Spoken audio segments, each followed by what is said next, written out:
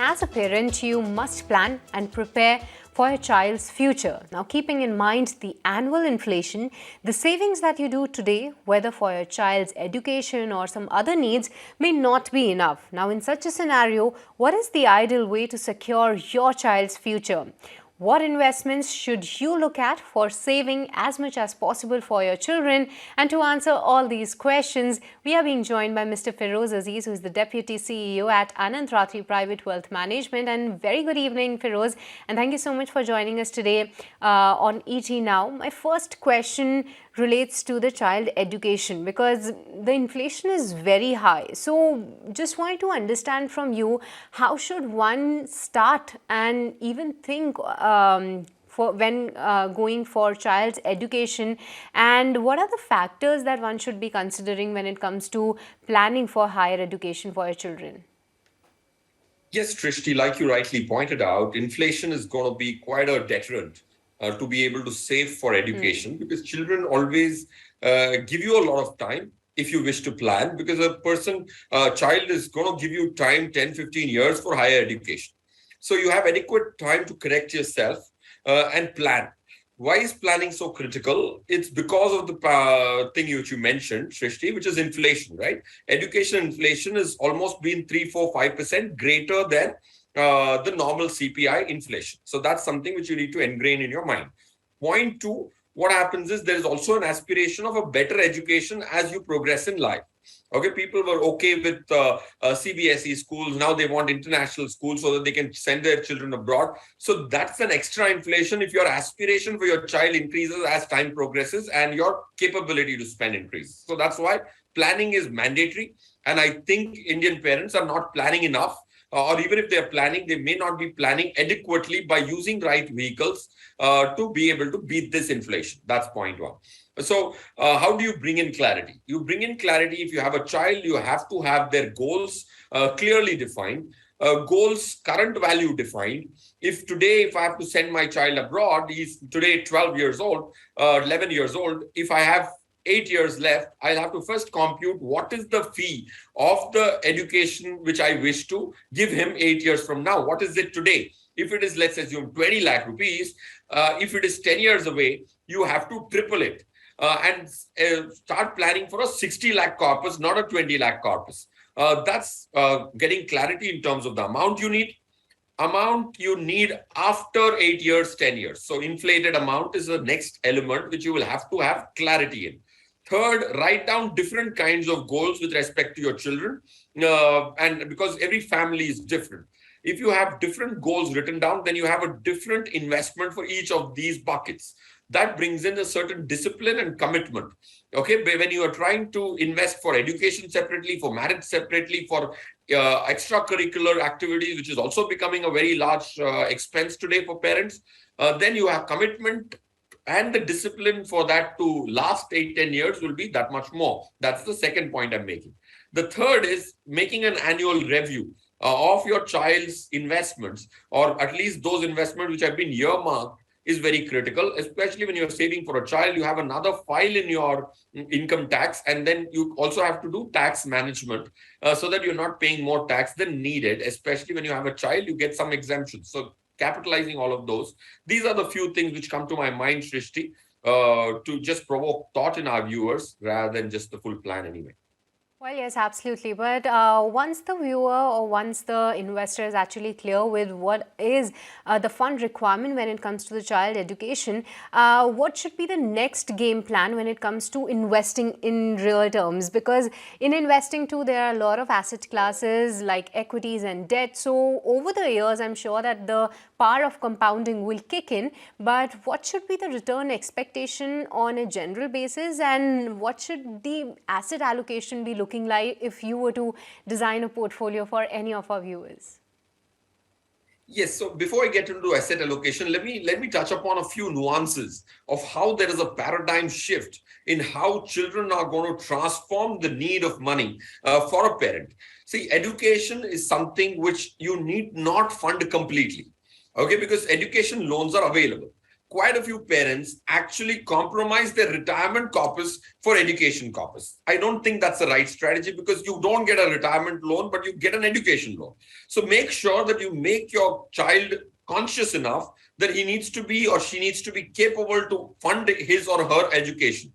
And you have a plan B created in the form of a goal. As long as that is what the child is being accustomed to as a concept, it will be very helpful to not put pressure on other important goals like retirement. That's point one. Point two, I think marriages are also going to go through a paradigm shift, and the age of marriage in India is increasing. So when you see a 30-year-old man getting married as against a 24-year-old man getting married, then he is himself worked for 5-7 years after education. So he can fund his marriage also. That's some good news. Like you have an inflation, which is a bad news. Now coming to how do you save for it, Shrishi? Coming to your pointed question, to my mind, bifurcate your goals into two, which is one is a long-term 5-year plus. The other is short-term 2 to 3 years, 4 years. Very important. Now, before I also go there, let me give you some stat to emphasize, and I can't emphasize enough, the reason to start early. See, if you're wanting to accumulate a crore for your child, for whatever be that goal, if you're going to start 20 years ahead, you will need 10,000 rupees a month. If you're going to start 10 years ahead, you're going to need 40,000 rupees a month. If you want to be as late as just 5 years before, then you will need 12 times more. That is 1,20,000 rupees a month. And so the later you do it, the more beyond your reach it becomes. So starting early is very critical. Once you have a child, you immediately need to start savings for them. Now, 5-year plus goals, I would recommend at least 80% in equity, for which I'll recommend schemes as well. DSP equity opportunities, HDFC Flexi Cap, Kotak Emerging Equities, SBI Focused Equity, and SBI Contra. So these are the 5 equity schemes which you can take as 80% of the component. You can also look at some overseas funds which bring you the dollar exposure if your aspiration to send your child abroad. DSP World Mining Fund and Franklin India Feeder US Fund could be some global exposure you can give. On the debt side, you have to look at IDFC Gilt 2027 Index Fund, which is lending to Government of India for the full 20% corpus, which you have left aside for debt. This is what you do ideally, in our opinion, for goals above 5 years, to still keep it simple and still have a return expectation of about 12% per annum.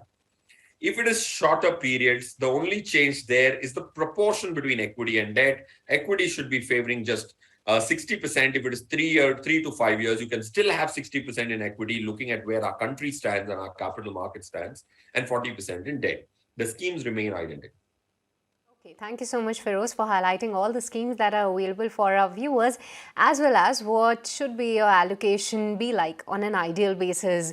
But with this, we'll wrap this discussion, but we won't let you go, Feroz, because now we are starting with our viewers' queries section. And today, with the limited time, we'll be getting in 3 queries from our viewers. First one, let's start with the question from Abhishek. He says that he's new to mutual fund and he wants to invest a maximum of 10,000 rupees per month in equities mutual fund. Currently, the mutual funds that he has is SBI Small Cap for 2,000 rupees is what he's investing. The another one is HDFC Mid Cap Opportunities Fund for 2,000 rupees and Nippon India Small Cap Fund. There too he's investing 2,000, and Tata Digital India Fund is another 2,000 rupees. So all in all, it's like 8,000 a month that he's currently investing, and he's eyeing a return between 15 to 20% over the next 5 to 10 years. He wants to be advised if he should hold on to these funds, or if there's anything that you want to suggest in terms of the churning aspect. Yes, Shrishti, I think what comes to my mind when I read Abhishek's question is that he has not spent enough time to put a strategy in place. It's a very tactical portfolio, with 2 small cap schemes, 1 mid cap scheme, and 1 thematic scheme. This clearly says the foundation, the fundamental of investing is to create a core portion of the portfolio and then surround it with satellite. but only satellite without a core is not making sense to my mind. So 2 small cap funds, 1 mid cap and 1 thematic tells me that you've missed out the foundation of your portfolio. It's like walking into a buffet, going for the starters, going for the desserts, and forgetting the main course. So that's not how you fill your plate, right? Generally. So make sure that you get an adequate component of large cap funds, large cap stocks, mid cap stocks, small cap stocks, all of that. And then you probably, if you want to make it even more exciting, 15-20% return is a reasonable aspiration on the higher side. Then you can have 20-30% tactical, but all can't be tactical. Strategy plus tactical. So having said which, I would say 2 schemes deserve an exit, in our opinion. Tata Digital Fund. Sectoral funds look great on a past performance basis, but entry is also as critical as exit in a technology-based fund or any sector fund. And most people forget to exit it at the right time.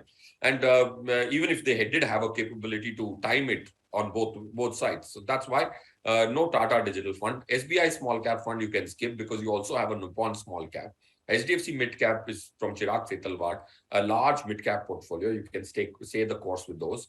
I will give you conventional schemes of different categories. A large cap category, Franklin India Blue Chip, HDFC Flexi Cap from the Flexi Cap category, Kotak Emerging Equities from the mid cap category, on the multi cap category, Invesco Multi Cap, and on the contra category, SBI Contra. So whatever else I've given you does not intersect with the categories you have other than the Kotak Emerging Equities Fund. So that would be the change in your portfolio. And continue, and you have 10,000 rupees. So you can definitely have 7 funds in your portfolio. Okay, so Abhishek, we hope you do look out for the main course. And what are the options available? Feroz has just highlighted. The next question is from Leena. She says that she wants to invest in mutual funds to pay off her education loan, which is of rupees 10 lakhs.